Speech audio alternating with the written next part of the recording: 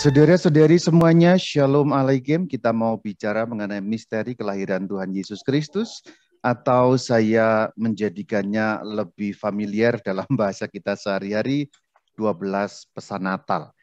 Maka menyongsong perayaan Natal, kita mau membahas ada 12 pesan Natal yang akan saya sampaikan kepada saudara-saudari dengan berpola pada tulisan Paus Fransiskus, yaitu Admirabile Signum.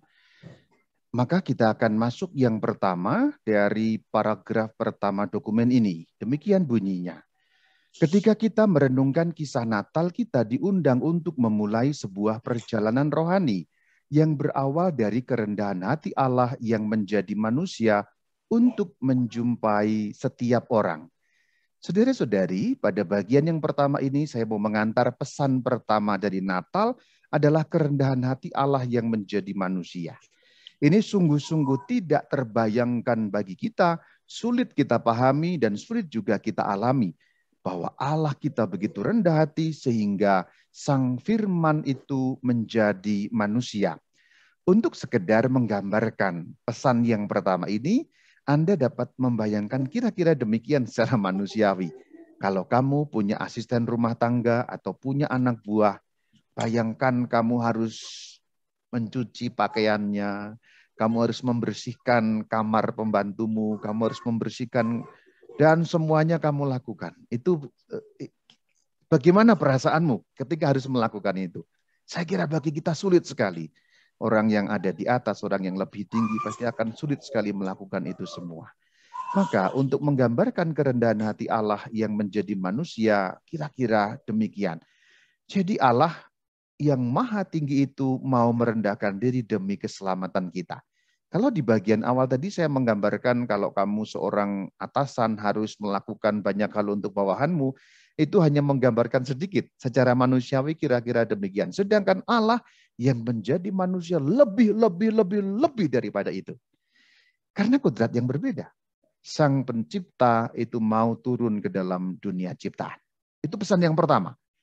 Pesan yang kedua kita mengambil dari masih pada surat yang sama, yaitu Admirabile Signum pada poin yang kedua.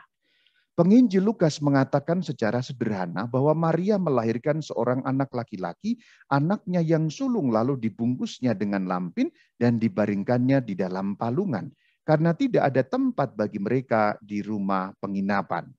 Poin yang penting untuk kita dalami dari Injil Lukas ini adalah palungan. Satu hal yang perlu kita perhatikan yang menyangkut dengan Natal, pastilah ada palungan. Bagaimana pemaknaan palungan itu? Datang ke dunia ini, anak Allah dibaringkan di tempat binatang-binatang diberi makan. Jerami menjadi alas tidur pertama dari Dia yang akan menyatakan dirinya sebagai roti yang telah turun dari surga. Kutipan dari Injil Yohanes pada pasal yang ke-6 ayat yang ke-41. Saudara-saudari, Santo Agustinus sudah bicara mengenai itu sebagai tafsiran atas kata palungan atau tafsiran atas peristiwa misteri kelahiran Tuhan di mana beliau, Sang Kristus, Sang Firman itu dibaringkan pada palungan. Demikian kata Santo Agustinus. Santo Agustinus bersama dengan para bapak gereja lainnya terkesan oleh simbolisme ini ketika ia menulis, dibaringkan di palungan, ia maksudnya Sang Kristus, menjadi makanan kita. Perhatikan saudara-saudari, ia menjadi makanan kita. Makanan menghidupkan, makanan membuat kita tidak mati, makanan membuat kelangsungan hidup kita terjaga. Tetapi yang dimaksudkan di sini adalah makanan rohani yang membuat kita sampai pada hidup yang kekal. Jadi Sang Kristus pada malam kelahirannya, pada hari pertama Natal, sudah membuat suatu perlambangan yang luar biasa. Palungan. Bagaimana nalarnya? Begini, saudara-saudari, palungan adalah tempatnya makanan untuk domba-domba. Dan ketika Sang Kristus ada di palungan, berarti beliau adalah makanan untuk domba-domba. Kalau palungan diisi dengan rumput, maka rumput untuk domba-domba dalam arti sebenarnya domba embek gitu. Tetapi ketika palungan diisi Sang Kristus, beliau juga makanan tetapi dalam arti bukan harafiah, bukan jasmani tapi dalam arti konotasi atau arti rohani, yaitu karena Sang Kristus ada di palungan, maka beliau menjadi makanan bagi kita. Dan itu sungguh nyata di dalam perayaan Ekaristi. Bukankah ketika perayaan Ekaristi kita menerima makanan rohani? Sungguh-sungguh makanan, yaitu tubuh Kristus sendiri. Sebagaimana beliau katakan di dalam Injil Yohanes, bahwa tubuhku, dagingku benar-benar makanan. Jadi saudara-saudari, malam Natal sungguh sudah menggambarkan dan menubuatkan mengenai Ekaristi bagi kita. Karena pada malam Natal, misteri Ekaristi sudah diwahyukan. Dengan melihat Sang Kristus yang ada di palungan, sedangkan palungan tempatnya makanan, maka kita memandang Sang Kristus sebagai makanan kita. Tubuhnya benar-benar makanan. Dan Tuhan katakan, siapa yang makan tubuhku, ia akan hidup sampai pada kehidupan yang kekal. Saudara-saudari, kita jarang memikirkan mengenai ini ketika kita merenungkan mengenai Natal. Biasanya kita hanya bicara soal ya sukacita, happy ya, happy ye. Tetapi sesungguhnya Natal sangat erat kaitannya dengan Ekaristi. Maka bersyukurlah kita saudara-saudari yang merayakan Ekaristi di dalam gereja Katolik. Gereja yang satu, kudus, Katolik, dan Apostolik. Sebab orang yang merayakan Natal sepatutnya merayakan Ekaristi. Orang yang merayakan Natal tanpa merayakan Ekaristi dalam kehidupan sehari-hari, maka ia sungguh tidak pernah merayakan Natal. Karena kesempurnaan hari raya Natal ada di dalam Ekaristi, di mana Sang Kristus junjungan kita benar-benar menjadi makanan bagi kita. Ini satu pewahyuan bagi kita pada malam Natal. Maka saudara-saudari, ketika nanti engkau merayakan malam Natal, dan mendengar Injil diwartakan dari Injil Lukas bahwa Kristus ada di palungan, ingat itu adalah Ekaristi. Dan gereja Katolik sampai hari ini setia merayakan Ekaristi sebab Kristus telah menjadi makanan bagi kita. Ini pesan yang kedua dari 12 pesan. Kristus menjadi makanan kita. Kita lanjutkan untuk yang ketiga, yaitu dalam surat Admirabilis-Signum pada artikel yang kelima. Marilah kita pergi ke Bethlehem untuk melihat apa yang terjadi di sana. Seperti yang diberitahukan Tuhan kepada kita, kutipan Lukas 2 ayat 15. Maka para gembala menceritakan satu kepada yang lain, setelah pewartaan para malaikat, pelajaran indah muncul dari kata-kata sederhana ini. Kita lihat para gembala. Siapa itu para gembala? Tidak seperti banyak orang lain, lanjut dokumen ini, yang sibuk dengan banyak hal. Para gembala menjadi yang pertama melihat hal yang paling penting dari semuanya, karunia keselamatan. Orang yang rendah hati dan miskinlah yang menyambut peristiwa inkarnasi. Perhatikan kata terakhir inkarnasi itu bukan reinkarnasi ya. Inkarnasi dan reinkarnasi dua kata yang berbeda. Inkarnasi adalah Sang Firman yang menjadi manusia. Ayatnya ada di Injil Yohanes 1 ayat yang ke-14. Dan firman itu telah menjadi manusia tinggal di antara kita. Itu sebutannya inkarnasi. Firman yang telah menjadi manusia. Beda dengan reinkarnasi. Maka kita sampai pada pesan yang ketiga. Melihat hal yang paling penting dari semuanya. Yaitu karunia keselamatan. Saudara-saudari, di dunia ini kita memperhatikan banyak hal. Tetapi satu hal yang kadang menjadi lupa, yaitu anugerah terbesar Natal adalah karunia keselamatan. Ketika kita merayakan Natal, kita merayakan karunia keselamatan. Seorang anak telah diberikan kepada kita, seorang bayi telah dilahirkan bagi kita. Sang Firman telah menjadi manusia, dan manusia Yesus itu tubuhnya menjadi makanan bagi kita. Dan siapa yang makan tubuh Kristus mendapat kehidupan yang kekal, saudara. Maka merayakan Natal mengingatkan kita akan anugerah yang paling utama dari semuanya, karunia keselamatan. Pada masa Natal, karena memang bertepatan juga dengan akhir tahun dan nanti pembukaan tahun, maka kita suka sekali mengadakan pesta, belanja, foya-foya, happy-happy. Memang tema akhir tahun luar biasa, seringkali kita tergoda untuk ini dan itu. Apakah salah, Rama? Tidak salah. Tentulah itu menyempurnakan juga menambah sukacita. Tetapi tak pernah boleh lupa bahwa karunia keselamatan yang paling utama. Natal bukan sekedar belanja.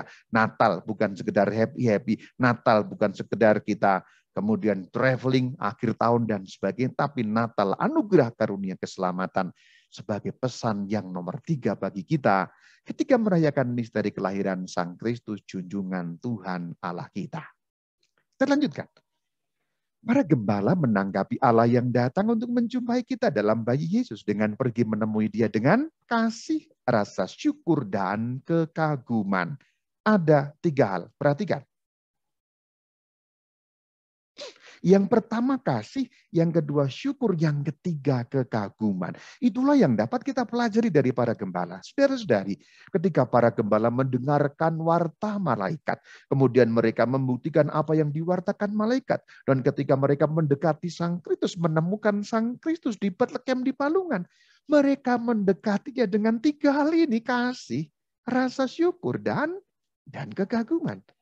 Saudara-saudari, ini pesan yang keempat untuk kita menyongsong Natal.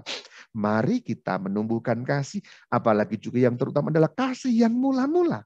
Maka Tuhan katakan, kamu jangan melupakan akan kasih-Mu yang mula-mula. Dulu ketika kita awal diterima oleh Sang Kristus menjadi muridnya. Dulu ketika kita awal menerima Sang Kristus sebagai juru selamat kita. Dulu ketika kita awal menerima apa yang baik dari tangan Tuhan, kasih. Apa yang sudah kita terima tentu harus berbuah mekar dan menjadi perpanjangan dari kasih Tuhan. Yang kedua, syukur. Maka Natal dalam pesan yang keempat mengingatkan kita untuk bisa bersyukur. Saudara-saudari, bisa bersyukur tidak mudah untuk masa sulit seperti ini. Ketika kita dihajar oleh virus corona, ketika kita dihajar oleh seretnya ekonomi, ketika dihajar oleh segala macam yang menyulitkan kita pada masa pandemi ini, mungkin kita lupa bersyukur kepada Tuhan. Tetapi gembala mengajari kita syukur. Yang ketiga, kekaguman. Kekaguman bahwa kita hari ini masih hidup. Kekaguman bahwa nafas Tuhan hari ini masih mengalir pada kita. Kekaguman bahwa kita ini diselamatkan Tuhan dari hajaran virus corona. Sedangkan yang lain rekan-rekan kita ada yang menjadi korban. Bagaimana kita tidak kagum? Apakah engkau selamat dari virus itu? Adalah prestasimu? Sama sekali bukan, saudara. Hanya kasih karunia Tuhan. Maka kita perlu mengunjukkan syukur dan dengan penuh kekaguman mengatakan, Tuhan baik, Allahku besar, sungguh mulia, kasih karuniamu besar bagiku. Kasih, syukur, kekaguman. Mari menyongsong Natal dengan kasih, dengan syukur, dengan kekaguman atas karya Allah ini. Bagaimana memunculkan kekaguman? Lihat dalam hidupmu. Dihajar oleh corona, dihajar oleh ekonomi yang lesu, dihajar segala macam kesulitan. Toh ternyata hari ini kita masih hidup dan masih bisa melaluinya. Meskipun dengan tidak gampang, tetapi Tuhan izinkan kita melewatinya, saudara. Bukankah itu perlu membawa kita pada kekaguman? Katakan haleluya, haleluya, katakan haleluya. Penuh dengan kekaguman. Bagaimana Tuhan menuntun kita sampai hari ini dengan jalan yang sering tidak kita mengerti. Tetapi misteri Tuhan menuntun kita tak pernah terlambat pertolongannya. Saudara, gembala mengingatkan kita pada pesan keempat, kasih, syukur, dan kekaguman. Mari kita menginjak pada paragraf yang ke-6. Yesus lembut hati dan rendah hati dilahirkan dalam kemiskinan dan menjalani kehidupan sederhana untuk mengajar kita mengenali apa yang penting dan bertindak sesuai dengan itu. Natal dalam pesan yang kelima mengajar kita mengenali apa yang penting, saudara. Virus corona ini terutama, pandemi ini terutama juga mengajari kita apa yang sungguh paling penting dalam kehidupan kita. Dan Natal mengajarkan apa yang sesungguhnya paling penting bagi kita. Ketika teman-teman kita pada masa pandemi ini berguguran satu persatu, ketika bahkan keluarga kita berguguran satu persatu, dimakan oleh virus, dihajar oleh virus sehingga mereka harus meninggal dunia. Maka itu mengajari kita apa yang paling penting. Dan Natal sungguh mengajari kita apa yang paling penting dalam kehidupan ini. Saudara, dalam kehidupan ini ada banyak hal yang kita lakukan. Tetapi tidak banyak yang sesungguhnya yang benar-benar penting dan perlu kita lakukan. Natal mengajari kita apa yang sesungguhnya penting dan perlu di dalam kehidupan kita sendiri. Kita lanjutkan. Gambaran kelahiran Kristus dengan jelas mengajarkan bahwa kita tidak bisa membiarkan diri kita dibodohi oleh kekayaan dan janji-janji kebahagiaan yang fana. Kita melihat istana Herodes di latar belakang yang tertutup dan tuli terhadap kabar gembira. Saudara, pesan yang keenam, jangan dibodohi oleh kekayaan dan janji-janji kebahagiaan yang fana. Dan ketika kita melihat bayi Yesus di palungan, kita melihat kesederhanaan Sang Firman yang menjadi manusia itu, kita diingatkan untuk jangan dibodohi oleh kekayaan dan janji-janji kebahagiaan yang fana. Saudara, uang tidak akan membawa pada kebahagiaan. Memang tanpa uang kita sulit melakukan apa-apa. Tetapi lihat dirimu. Ketika dulu dirimu masih miskin, masih simpel, masih sederhana, masih naik angkot. Kemudian meningkat naik motor, kemudian meningkat naik mobil, kemudian meningkat punya rumah bagus, kemudian meningkat punya perusahaan. Pertanyaan besarnya adalah, apakah engkau lebih bahagia dengan itu semua? Itu pertanyaan besar. Dan sesungguhnya kita banyak dibodohi oleh kekayaan. Banyak dibodohi oleh janji-janji kebahagiaan yang fana dalam arti seringkali kebahagiaan kita gantungkan pada banyaknya materi. Kebahagiaan kita gantungkan pada banyaknya kekayaan. Kebahagiaan kita gantungkan dalam apa yang kita miliki. Tetapi sesungguhnya kita memiliki segala sesuatu. Kita memiliki materi. Tetapi aku melihat jiwa-jiwa kosong. Aku melihat jiwa-jiwa yang berjalan bagaikan zombie. Karena tidak diisi oleh firman Tuhan. Karena tidak diisi oleh damai sejahtera Tuhan. Jangan dibodohi oleh kekayaan. Untuk melihat ini sederhana. Lihat dirimu 20 tahun yang lalu, 30 tahun yang lalu. Dirimu seperti apa? Sekarang kamu lihat dirimu seperti apa? Dan apakah ketika engkau makin kaya, engkau makin bahagia? Janji-janji kebahagiaan itu maksudnya apa? Zaman sekarang dengan glamor, dengan modernitas. Kita seakan-akan diberi janji kehebatan, kemodernan, memberi kita kepraktisan, kecepatan, kemudahan, fasilitas apa saja. Tetapi, apakah kekayaan batin meningkat? Lihat dalam batinmu. Apakah dengan segala fasilitas, dengan segala kemudahan, dengan segala gadget, dengan segala teknologi, dengan segala apa yang kita punya dengan modernitas ini, relung-relung hatimu diisi dengan kepenuhan damai sejahtera? Pertanyaan besar. Itulah kenapa Natal mengingatkan kita pada pesan yang keenam.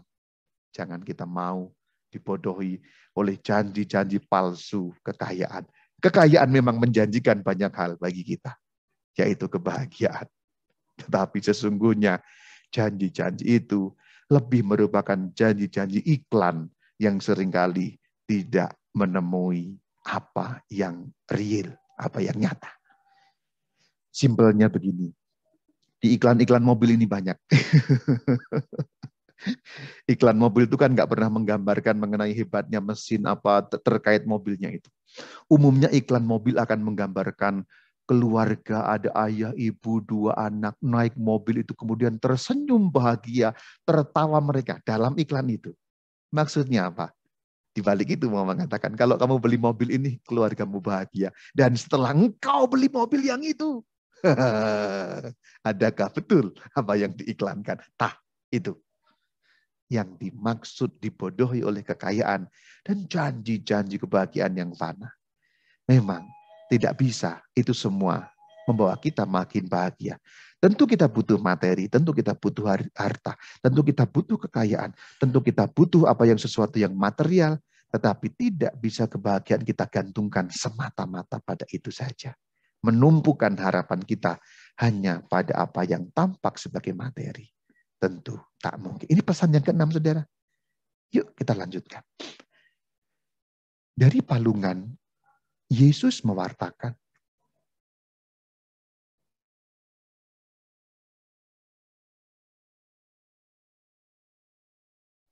Oh sorry, tertutup tadi speaker saya. Saya ulangi. Kita lanjutkan. Dari palungan, Yesus mewartakan dengan cara yang lemah lembut namun kuat. Perlunya berbagi dengan orang-orang miskin sebagai jalan menuju dunia yang lebih manusiawi dan bersaudara di mana tidak ada yang dikecualikan atau dipinggirkan. Saudara, Ini pesan yang ketujuh, perlunya berbagi dengan orang-orang miskin. Saudara, ajaran sosial gereja mengatakan, meskipun harta, kekayaan itu merupakan hasil jerih payahmu, sungguh-sungguh engkau berpeluh dengan itu, engkau berjerih payah, engkau mati-matian mengusahakan itu. Tetapi ajaran sosial gereja mengatakan, di situ ada hak orang-orang miskin. Artinya apa? Perlunya berbagi. Bukankah dalam Injil Matius bagian terakhir, apa yang tidak kau lakukan pada saudaraku yang paling hina ini tidak kau lakukan untuk aku. Maka saudara-saudari, perlunya berbagi dengan orang-orang miskin ditegaskan dengan melihat Natal, misteri kelahiran Tuhan kita. Dengan melihat Yesus yang begitu kecil yang memerlukan pertolongan. Dengan melihat Yesus yang begitu rapuh dan sederhana yang memerlukan pertolongan. Mengingatkan kita pada wajah orang-orang miskin di mana seperti kata Santa Teresia dari Kolkata, dalam wajah orang-orang miskin, aku melihat wajah Kristus. Pesan yang ketujuh bagi kita saudara. Pesan yang kedelapan yang melanjutkan bagian ini membangun dunia yang lebih manusiawi dan bersaudara. Apa itu lebih manusiawi? Humaniora. Memperlakukan manusia seperti layaknya manusia. Lebih manusiawi contohnya adalah engkau punya pembantu rumah tangga, engkau punya asisten rumah tangga. Apakah engkau manusiawi memperlakukan mereka? Apakah engkau sewenang-wenang? Apakah mulutmu terlalu tajam kepada mereka? Kepada anak buahmu, kepada pembantumu?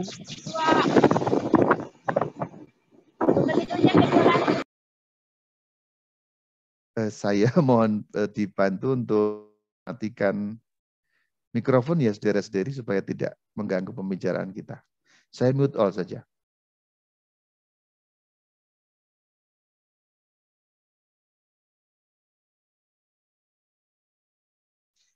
Ya, saya lanjutkan di sini ya.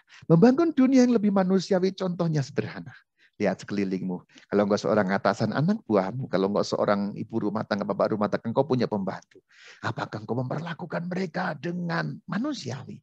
Apakah mulutmu terlalu tajam, menyakiti hati mereka, sewenang-wenang, mentang-mentang aku membayar, kamu anak buahku, ku perlakukan apapun, aku yang berkuasa. Apakah demikian? Sesuatu yang lebih manusiawi tentu tidak demikian. Bagaimanapun kita membayar siapapun tidak pernah memberi kita hak untuk memperlakukan siapapun bawahan kita dengan seenaknya. Dan Natal memberi pesan yang nomor 8, membangun dunia bersikap dengan lebih manusiawi. Apakah sudah? Jika belum, mari membangun dunia lebih manusiawi. Sebab ini salah satu pesan Natal yang disampaikan kepada kita dalam tulisan Bapa Suci Paus Fransiskus. Kita lanjutkan pada poin yang ketujuh. Sosok Maria membuat kita merenungkan misteri agung yang mengelilingi perempuan muda ini ketika Allah mengetuk pintu hatinya yang tak bernoda. Maria menanggapi dengan penuh ketaatan terhadap pesan malaikat yang memintanya untuk menjadi Bunda Allah. Sekarang kita berpaling pada Sang Bunda, menanggapi penuh dengan ketaatan. Ketaatan. Itulah Bunda Maria yang selalu mengatakan fiat. Apa itu fiat? Fiat dalam bahasa Latin dari perkataan Bunda Maria, yaitu terjadilah padaku menurut perkataanmu itu. Fiat itu dari kata bahasa Latin artinya terjadi. Fiat Bunda Maria adalah kehendak Bunda Maria supaya yang terjadi adalah kehendak Allah, bukan kehendakku. Bagaimana doa-doaku? Apakah apa yang kuminta selalu dilandasi bagian terakhir, Tuhan aku minta ini, Tuhan aku mohon ini, Tuhan semoga mengabulkan ini. Tetapi jika itu merupakan kehendakmu, apakah selalu ada dalam doa-doamu? Dan ini ditunjukkan kepada kita saudara sebagai pesan yang nomor 9 untuk menyongsong Natal, misteri kelahiran Sang Kristus. Ketika kita mencontoh, meneladani Bunda Maria dengan mengatakan fiat, fiat mihi secundum verbum tuum. Apakah kita setiap kali meminta, memohon, berdoa kepada Tuhan supaya Tuhan kabulkan? Apakah selalu dilandasi, tetapi Tuhan, aku mohon ini hanya kalau sesuai dengan kehendak-Mu. Sudah apa belum? Biasanya kita ini ngotot, Tuhan minta ini, Tuhan minta itu, Tuhan kabulkan ini. Awas kalau tidak Tuhan. Doa yang mengancam. Tetapi apakah doa kita selalu dilandasi semangat fiat? Terjadi kehendak Tuhan, bukan kehendakku. Maka sesungguhnya doa orang beriman yang kita diingatkan pada masa Natal ini. Apapun yang kita minta, Bagian terakhir katakan, Tuhan, jika ini sesuai kehendak-Mu, jika tidak, aku tidak akan marah Tuhan. Aku akan terima ini. Fiat mihi secundum verbum tuum. Selanjutnya kita melihat sosok Yusuf. Santo Yusuf memainkan peran penting dalam hidup Yesus dan Maria. Ia adalah penjaga yang tanpa lelah melindungi keluarganya. Ketika Allah memperingatkannya tentang ancaman Herodes, ia tidak ragu untuk berangkat dan melarikan diri ke Mesir. Lihat Matius 2, ayat yang ke-13 sampai ke-15. Kita sekarang berpaling pada ayah Sang Kristus, yaitu Santo Yusuf, penjaga yang tanpa lelah. Ini mengingatkan engkau yang ada dalam posisi bertanggung jawab sebagai penjaga. Contoh para suami. Adakah engkau para laki-laki sudah bertanggung jawab? Adakah engkau para laki-laki, para suami, para ayah sudah menjadi penjaga bagi keluargamu? Tidak hanya penjaga soal fisik, penjaga juga soal iman, saudara. Katakan amin. Jika belum, ayo suami-suami, para laki-laki, ikuti Santo Yusuf menjadi penjaga yang tanpa lelah. Adakah engkau sudah menjaga iman anakmu?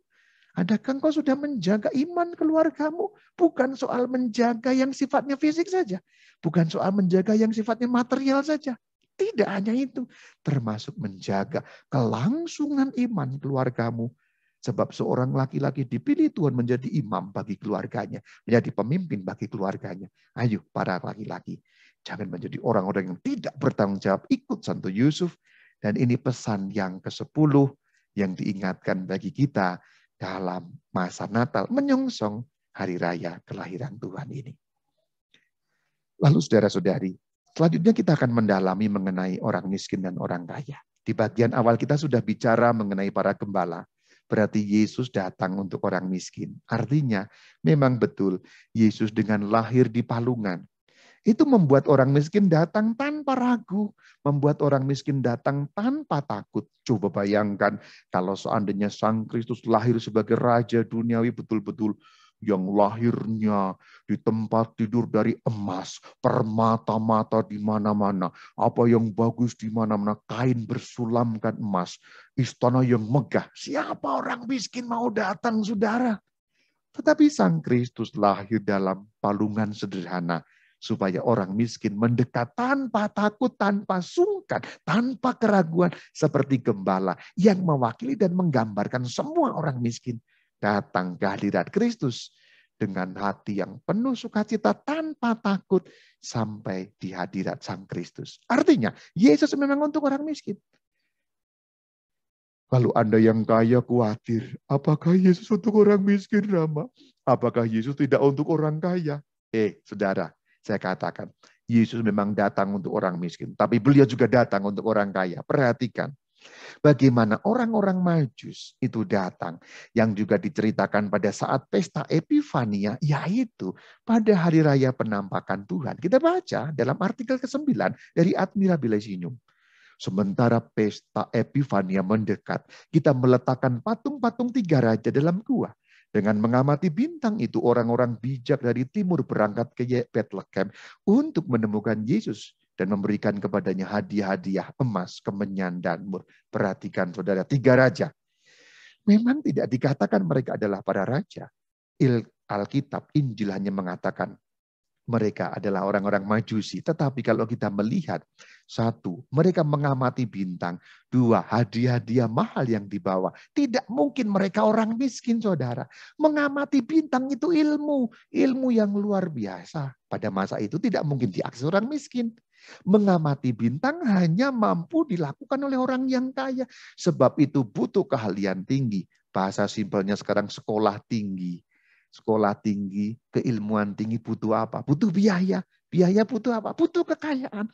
Jadi mengamati bintang bukan kerjaannya orang-orang miskin yang tidak punya apa-apa. Mengamati bintang dengan keilmuan luar biasa pada masa kuno merupakan hanya orang kaya yang mampu melakukannya. Berarti para Majusi itu orang-orang kaya sungguh, saudara. Para Majusi bukan orang-orang miskin yang tidak punya apa-apa. Mereka orang kaya dan mereka juga diundang mendekat Sang Kristus, saudara. Mereka semua diundang untuk mendekat kepada Sang Kristus juga dengan kekayaannya. emas, kemenyan, dan mur semua barang mahal. Emas, kemenyan, dan mur merupakan barang-barang mewah pada masa kuno. Juga sampai hari ini bukan? Dan hanya orang-orang kaya yang mampu membeli dan mempersembahkan persembahan seperti itu. Artinya apa? Yesus tidak anti kekayaan. Yesus tidak anti kalau engkau kaya. Yesus tidak menolak engkau dengan kekayaanmu.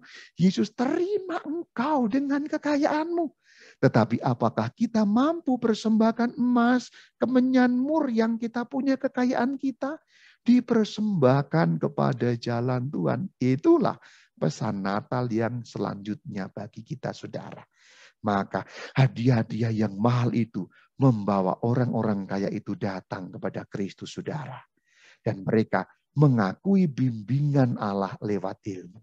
Maka saudara, pesan yang ke-11 dari pesan Natal kita adalah dengan menggunakan kekayaannya, dengan menggunakan ilmunya, mereka mengakui bimbingan Allah. Lewat ilmu, lewat kekayaan. Maka ini pesan yang ke-11. Jika engkau orang berilmu, jika engkau orang yang berilmu tinggi, kiranya engkau gunakan ilmu itu untuk sampai kepada Yesus. Jika engkau orang kaya, engkau penuh dengan emas, kemenyan, dan mur, persembahkan kekayaanmu. Sebab Kristus tidak hanya untuk orang miskin, Kristus hanya untuk orang yang jelata. Tidak, Kristus untuk orang kaya juga. Yang mau mempersembahkan kekayaan di jalan Kristus. Pesan yang ke-11. Sebentar lagi kita sampai pada pesan yang terakhir, yang ke-12. Sekembalinya ke negeri mereka, mereka tentu saja akan menceritakan kepada orang-orang lain tentang perjumpaan yang menakjubkan dengan Mesias ini. Sehingga mulailah penyebaran Injil di antara bangsa-bangsa. Ini pesan yang ke-12. Penyebaran Injil di antara bangsa-bangsa. Perhatikan bagaimana Paus Fransiskus mengajak kita berimajinasi, saudara. Perhatikan kalimat ini. Sekembalinya ke negeri mereka, siapa? 3 orang Majusi tadi itu. Mereka tentu saja menceritakan kepada orang negerinya. Mereka datang dari timur Persia. Tentu setelah pulang kampung mereka cerita, kami telah menemukan Sang Penyelamat, kami telah menemukan Mesias. Berarti orang-orang Majus itu menjadi pewarta-pewarta Injil. Bahkan ketika Yesus masih bayi. Bahkan ketika Sang Kristus masih berwujud bayi, bicara pun belum bisa. Mereka, orang-orang Majusi, sudah bicara mengenai Sang Mesias, mengenai Sang Kristus. Ini mengingatkan kita akan apa? Mengingatkan kita semua punya tanggung jawab menyebarkan kabar sukacita di tengah para bangsa. Dan itu dilakukan oleh orang-orang kaya. Dan itu merupakan hal yang sangat menarik ketika kita membaca Injil Matius. Perhatikan, sebagai penutup misteri Natal ini. Perhatikan, Matius 2 ayat 1. Sesudah Yesus dilahirkan di Betlehem, datanglah orang-orang Majus dari timur ke Yerusalem. Timur itu bangsa-bangsa lain, bukan orang Yahudi. Kemudian kalau kita membaca Injil Matius pada bagian terakhir, bab 28 ayat 18-19, terutama 19. Pergilah, kata baginda Yesus, jadikan semua bangsa muridku. Jadi, Natal, misteri kelahiran Tuhan, dimulai dari palungan, sebenarnya jadikan semua bangsa muridku sudah diserukan dengan kedatangan orang-orang Majus. Dengan ini menjadi jelas bagi kita, Yesus tidak hanya datang untuk orang Yahudi, Yesus tidak hanya datang untuk orang miskin, Yesus juga datang untuk orang kaya dan semua bangsa. Dan warta mengenai Matius 28 ini sudah diwartakan sejak di palungan. Jadi, bahasa teologisnya, perkataan jadikanlah semua bangsa muridku yang nantinya diucapkan oleh Yesus, di palungan sudah diucapkan tanpa kata-kata dengan kedatangan orang-orang asing yang datang dari timur menyembah Kristus, menemukan Kristus. Demikian kiranya 12 pesan Natal yang semoga membantu kita untuk menyongsong perayaan suci ini. 12 hal mana yang cocok temukan untukmu menjadi kekayaan batinmu untuk menyongsong Natal, perayaan kelahiran Tuhan kita. Shalom alaikum.